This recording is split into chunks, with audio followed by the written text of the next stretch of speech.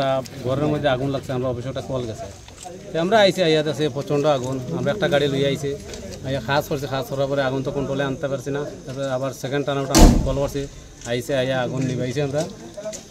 ঘরের ভিতরে একটা গাড়ি আছে আর একটা বিস্কুটের গোডাউন আছে, গাড়িটা পুরো জ্বলিয়া গেছে, বিস্কুটও পুরো ড্যামেজ হয়ে গেছে। কার গোডাউন জানতে পারছেন না, এটা মালিক কোনো আয় নাই, মালিক ক্ষয়ক্ষতির পরিমাণ আমরা কইতে পারতাম না, মালিক না আইলে।